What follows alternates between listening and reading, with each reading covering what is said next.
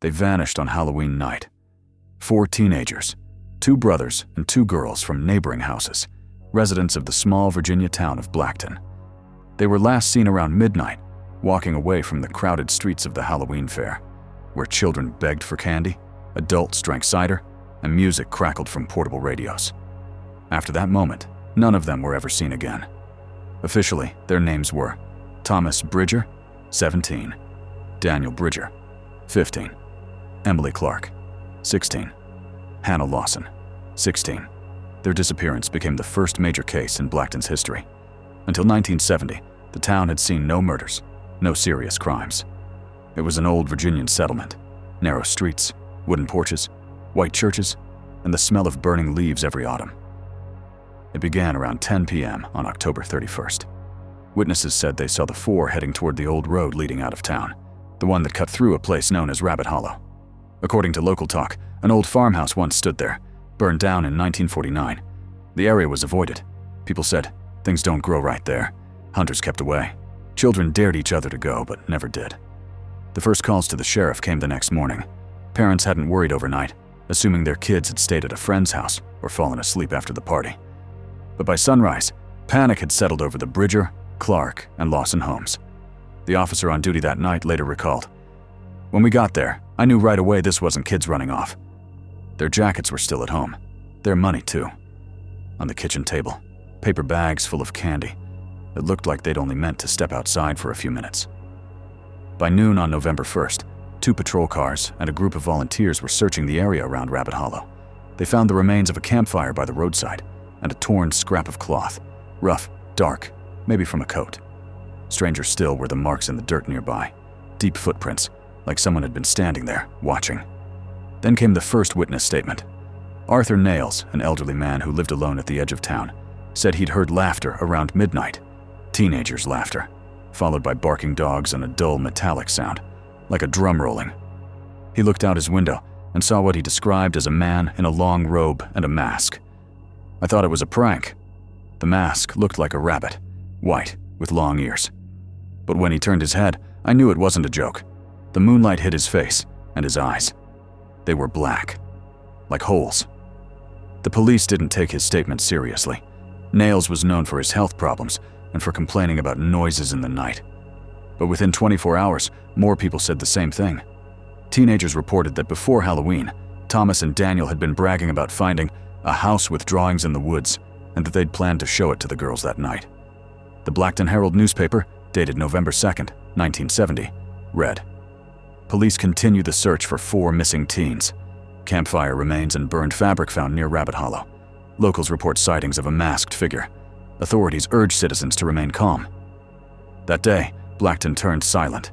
Parents kept their children home. Shops closed early. The Church of St. Paul held an unscheduled service that evening. Sheriff John Maddox asked all volunteers to stop searching after dark, citing fog and poor visibility. But a few men stayed behind. One of them, a farmer named Henry Olson, later told police that he followed the old path by the creek, and there he found something strange. Bundles of dry grass, tied with twine. In the center, a small wooden cross stuck in the ground. It looked rough, made from old boards. There was ash all around, and on the cross, a scrap of cloth. Looked like a rabbit's ear, white but filthy. It smelled like a nest, like something rotten. Police took the object, but it was never mentioned in official reports. Only a single photograph remains in the county archive, handwritten in pencil. Object number 12, cloth fragment, unknown origin. On November 3rd, 3 days after the disappearance, investigators from Richmond arrived. The case was officially opened under code VA-1103. The report read, "Group disappearance, minors, Blackton County." No bodies were found, no blood, no clothes, no signs of a struggle, only silence, and the whispers that would follow for decades. The official investigation began on the morning of November 3rd. 2 agents arrived from Richmond, senior investigator Alan Copeland and junior analyst Harry Scholl. They set up operations inside the old sheriff's office, a narrow wooden building that smelled of mildew and old paper. On the wall hung yellowed photographs of Civil War veterans, their eyes fading into the cracks of time. Their first step was to request all available records about Rabbit Hollow and its former owners. They found that the land where the teenagers were last seen once belonged to a farmer named Walter Hemsley, who had died in 1949. His farmhouse had burned down that same October under strange circumstances. According to reports from that time, the flames rose as if the wind itself were feeding them. Hemsley's body was never recovered. What remained was so completely charred that the coroner remarked, "It looks more like ash than bone." He had no family. The property stood abandoned for more than 20 years.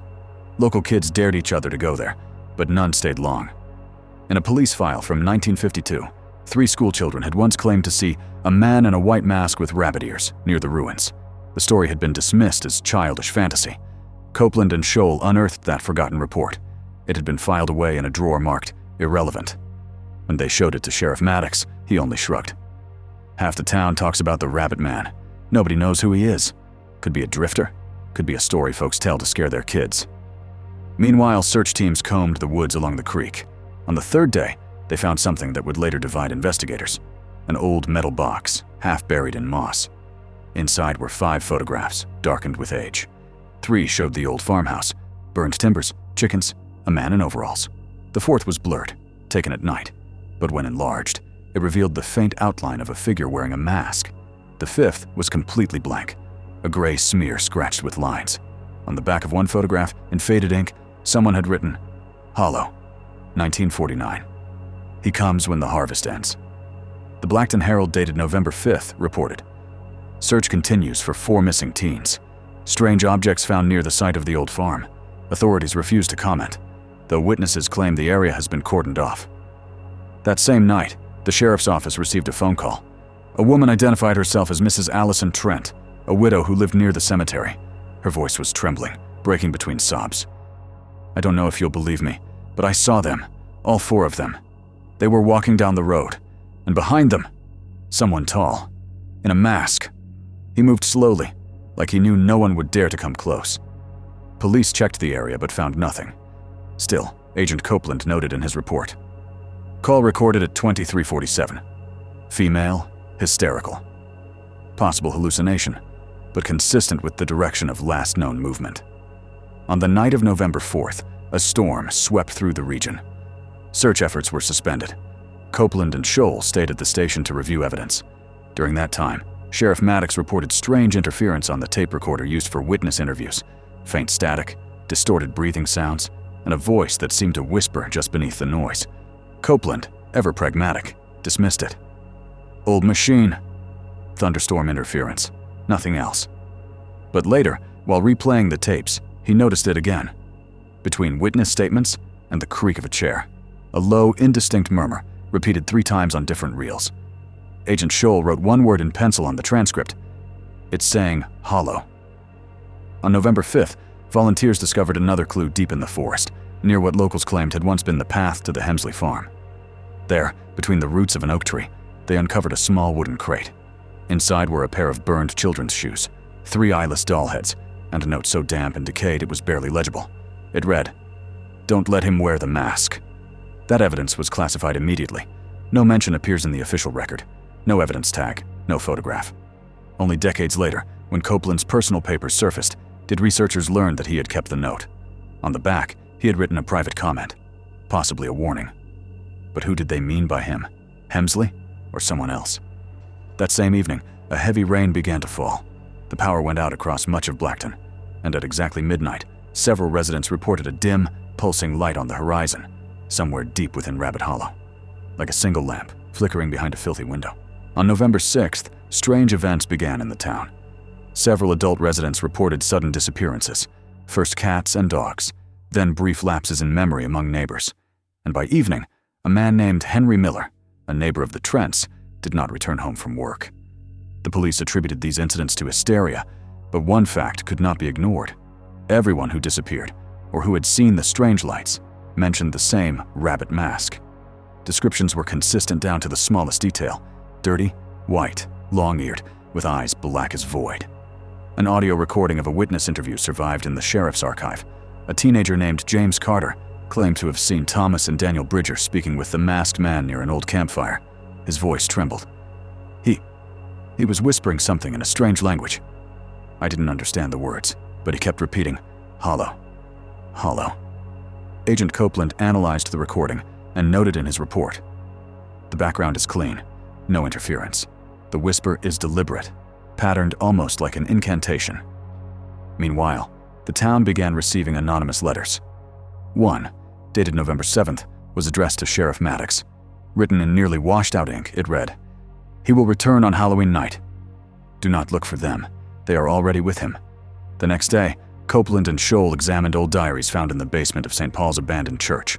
Among prayer books and newspapers from the 1940s was a notebook filled with symbols, later identified by investigators as connected to occult harvest rituals. Some symbols resembled rabbit ears, others were strange circles with dots, like eyes. The police did not release these materials, but Copeland left a note. Symbols match photographs and the letter. Cannot be coincidence. On November 9th, searchers discovered another object in the forest, an old stone well abandoned since the 1930s. Inside were burned dolls and a wooden mask, identical to the one described by witnesses. Scratches lined the walls, as if someone had tried to climb out. Agent Scholl recorded, "The sense of panic here is tangible. The mask lies at the center, impossible to determine who or what placed it." Meanwhile, psychologists were consulted. Teen witnesses reported nightmares and visions of a strange figure with long ears and empty eyes.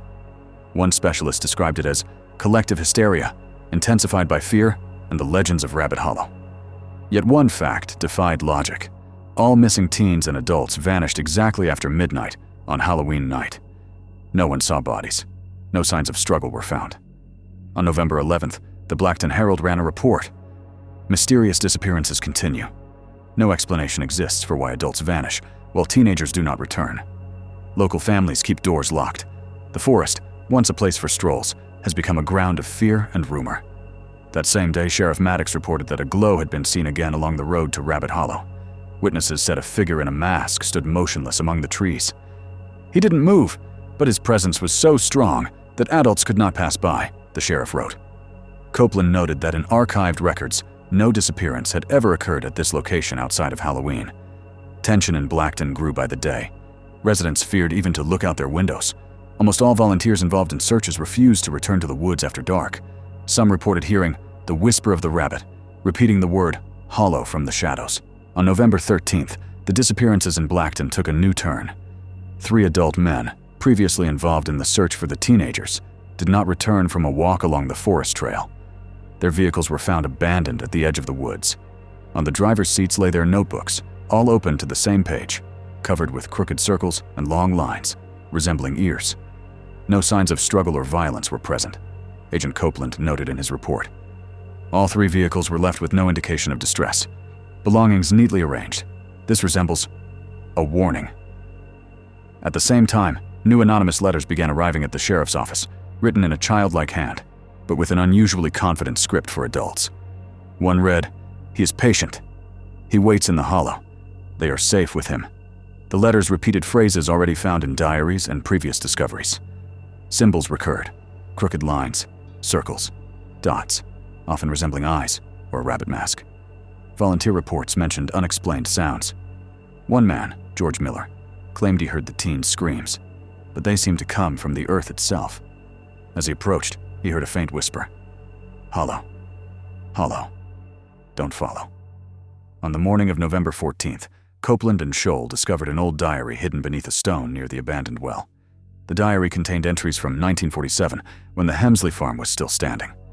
It described mysterious harvest rituals performed by Hemsley himself, sacrifices, masks, and specific symbols, which, he wrote, help the harvest arrive and leave with the darkness. The final entry was especially disturbing. "They see me, but do not understand. When harvest night comes, those who do not obey will disappear into the hollow. I alone guard the door. From this point, the investigation took on an almost paranoid tone. Every new piece of evidence suggested a repeating pattern. The missing disappeared on Halloween night, and all mentioned the same rabbit mask. Agent Scholl noted in a personal report, "We can no longer think rationally. There is a pattern here that logic cannot explain." Meanwhile, town residents began leaving their windows open for only one night, October 30th. Those brave enough to remain outside reported seeing the masked figure among the trees on the hill, standing motionless like an observer. But whenever they tried to approach, it vanished, leaving only a faint smell of earth and old smoke.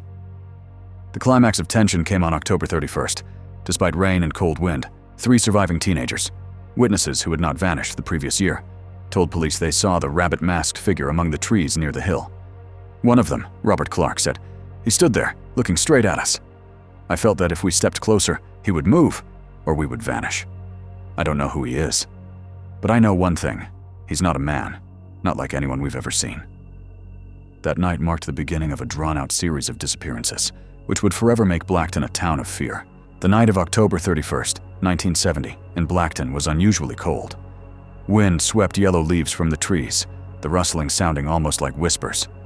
Volunteers searching the forest could not remain outside more than a few minutes. Many reported seeing shadows moving too smoothly, too quickly, as if someone was observing them from the trees. Sheriff Maddox maintained communication with Copeland and Scholl. The agents analyzed all materials: photographs, discovered diaries, and anonymous letters. On one sheet, found near the abandoned well, was written, "He waits. Those who watch are already too late." Hollow remembers. On the same sheet were strange symbols, crossed lines, circles with dots inside, resembling rabbit eyes.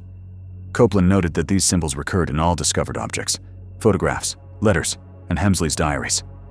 That evening, James Carter and Robert Clark, teenage witnesses who had survived the previous year, decided to return to the forest to check on the lights and shadows. They described the encounter. "We walked quietly. At first it was just the wind, then a rustling, and a figure, in a mask. White, with long ears. It stood motionless. But I felt it was staring straight at us. I couldn't move." In a photograph later found in the metal box, the silhouette of the figure could be seen among the trees, ears elongated, eyes empty, just as in a child's nightmare. Meanwhile, new documents appeared in the sheriff's archive, letters from the 1950s, which Copeland had taken for analysis. Locals described strange rituals at the Hemsley farm: bonfires, masks, and children who disappeared during the harvest. "He marks the ones who will join him. They walk willingly when the night is right," Agent Scholl noted in his report. Every new fact leads to one conclusion: the disappearances follow a pattern tied to the mask and symbols. Everything points to a repetition of events from 1949. Normal logic cannot explain this. On the night of November 1st, 1970, residents began hearing strange sounds from the forest. Soft knocks, as if someone was striking trees with a stick, faint whispers, and a barely audible laughter. A dim glow appeared between the trees, vanishing whenever anyone approached. Witnesses later described the sensations of terror. There was no wind, but it felt like the forest was breathing, that someone was there, and he knew every step we took. The climax of Part 1 comes as Agents Copeland and Scholl examined the final findings: diaries, letters, photographs, and the mask discovered in the well. Everything formed a single horrifying picture. Someone or something connected to Hemsley, and his rituals returned every 20 years on Halloween night. The last entry, written by Copeland in his report on November 2nd, reads, "We have encountered something beyond rational explanation. All traces lead to Rabbit Hollow. Those who vanished most likely went with him. What will happen on the next Halloween night? Unknown. But the town will never be the same." From this chilling note, the first part of the story concludes. The forest remained silent, leaving only questions. Who was in the mask? Why did teenagers and adults disappear? And what secrets does Rabbit Hollow conceal? In 1971, a year after the first disappearances, Blackton remained a town of fear. Residents avoided the forest, and streets emptied at sunset. Sheriff Maddox continued to record reports of strange lights and shadows appearing in Rabbit Hollow every Halloween night. Agents Copeland and Scholl returned to the town, seeking new facts and archives that locals were afraid to reveal. Among these were letters, dated from the 1950s to 1960s, addressed to an unknown observer. In them, residents described recurring scenes: a silhouette in a mask among the trees, whispers, screams, and children disappearing. One letter, received in 1972, reads in full, "They return every year. We lock doors, but still, something waits in the hollow. The mask watches. The children are gone, but he remembers." Based on these documents, the agents began mapping the disappearances. They found that every Halloween night followed the same pattern. Teens and adults vanished only after midnight. All witnesses saw the rabbit-masked figure. Symbols were left at the sites: lines, circles, dots. Photographs, letters, and diaries repeated the same motifs. In 1973, a diary likely belonging to Hemsley was found in the forest. Its pages contained detailed descriptions of harvest rituals, bonfires, masks, chants, and symbols, as well as mentions of the observer, an entity that chooses Who will leave and who will remain? The final entry was blank, except for one phrase. He waits for those who forget. Agent Copeland noted, all traces lead to Hemsley and the Hollow. But it is impossible to determine who or what is behind the mask. On Halloween night 1974, 2 surviving teenage witnesses saw the figure again. They described the experience. There was silence, then a light and a whisper. We knew he saw us, but he did not move. It was more than fear. It was the knowledge that you are not in control of your path. In 1975, a local newspaper journalist, Martin Lockwood, joined the investigation. Examining archives and letters, he discovered a remarkable fact. Old photographs found near the well contained hidden markings on the reverse, dots and lines matching a map of the forest. Some bore dates: Halloween 1949, 1953, 1970. Lockwood noted, the pattern of disappearances repeats almost every 20 years. The figure, the mask, and the symbols. These are not coincidences. Someone or something is orchestrating this cycle. The final weeks of October 1975 became a nightmare for the town. Residents saw a faint glow in the forest and heard screams and whispers. One farmer recorded, I looked into the hollow. There was him and the children. They were standing, waiting. I could not move. Agents Copeland and Scholl compiled a report concluding, the disappearances follow a precise pattern. The masked figure appears every Halloween night. Symbols and letters confirm that the cycle repeats. There is no rational explanation. The last entries of this first section of Part 2 convey a sense of inevitability. Anyone who enters the hollow falls under observation. The rabbit mask, the symbols, and the whispers repeat endlessly, leaving the town in a state of anxious anticipation. By 1976, the town was slowly recovering after several years of disappearances. Yet the memory of Rabbit Hollow remained alive. Residents still feared the forest, and parents forbade children from going out after dark. New documents surfaced in the sheriff's archive, letters, diaries, and photographs that locals had been afraid to reveal. Among them was the diary of a woman, Eleanor Brown, written in 1971. She described the events of Halloween 1970 when the teenagers disappeared. I saw them. They were walking through the forest, and nearby was the figure, a rabbit mask, white, long-eared. It was watching the children. I couldn't do anything, but no one returned. In 1977, Agent Copeland received copies of anonymous letters sent to the town newspaper. Written in a childlike hand, they contained details of events that were never published. He waits. Those who saw him leave first. Hollow watches, white mask, children with him. Agent Scholl noted, each new letter repeats the same pattern. The events are not random. Someone is observing and orchestrating this cycle. That fall, new items were discovered in the forest. Burned dolls, a wooden mask, and small animal figurines coated with dark resin. One volunteer recorded, as we approached, it felt as if they were moving by themselves. I saw shadows slip between the trees, but no one was there. In 1978, 3 teenagers who had survived previous Halloweens encountered the masked figure in the forest again. They described it. We walked quietly. At first, nothing. Then, a glow, and the figure. It stood motionless. But I knew it saw us. I couldn't move. It whispered something I didn't understand. Except for one word, Hollow Agent Copeland wrote in his report. We cannot ignore the pattern. Every piece of evidence, every object confirms that the cycle continues, and the figure and the mask remain central. Residents began keeping diaries of their observations. They recorded strange lights, whispers, shadows, and almost always, the figure in the white rabbit mask. In one diary, dated October 31st, 1978, it read, I saw the children walking after him. He didn't touch them. He just stood there. But at that moment I realized, they left with him forever. The final entries in this series confirmed that the town could never forget Rabbit Hollow. The cycle of disappearances continued, the mask and symbols persisted, and the forest kept its secrets. In 1979, the investigation intensified once again. New disappearances followed the familiar pattern. Children and teenagers vanished on Halloween night. Witnesses saw the white rabbit mask and heard whispers repeating the word, Hollow. Agents Copeland and Scholl returned to Blackton to examine the old archives and study Hemsley's diaries, letters, and the masks found over the years. Among the documents were entries by an unknown author, dated 1950 to 1970, repeating a phrase found in nearly all the letters. He remembers. He waits. Do not look. On the night of October 31st, 1979, several town residents reported a faint glow in the forest, accompanied by whispers and soft screams. Witness Mary Campbell described the scene. I stood at the window and saw the figure. White mask, long ears. The children followed him, as if enchanted. I wanted to scream, but my voice was stuck in my throat. Agent Scholl noted in his report, "Every year new evidence emerges. Events repeat, but details change. New children, new witnesses, yet the mask and symbols remain constant." In early 1980, journalist Martin Lockwood returned to Blackton to compile a chronicle of all disappearances over the past 30 years. He discovered that each decade followed the same terrifying pattern. Missing children and teenagers disappeared after midnight on Halloween. All mentioned the White Rabbit mask. Symbols of the sites were repeated. Letters and diaries confirmed the ongoing cycle.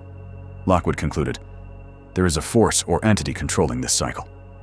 We do not know who or what is behind the mask, but Blackton has been forever changed. The forest keeps its secrets." The final reports of the agents captured a chilling sense of inevitability. Anyone approaching Rabbit Hollow could fall under observation. The mask, symbols, and whispers repeat again and again. On the night of October 31st, 1980, several residents observed the figure near the old well. It stood motionless, with faint lights flickering around it. One witness wrote, "I realize that no one ever returns. Those who vanished went with him forever, and the mask waits for the next night." Thus, the cycle that began with disappearances in the 1940s and 1950s left the town in a constant state of fear. Blackton will never forget Rabbit Hollow. No one knows who or what hides behind the mask, and whether the cycle will repeat in the next generation. The first part of the investigation, archives and observations, concluded with a grim resolution. Answers remain unknown, and questions linger forever in the darkness of the forest. The forest waits. The mask watches. If you step too close, Rabbit Hollow may remember you. Subscribe, if you dare, and turn on notifications, so you won't miss what hides in the shadows.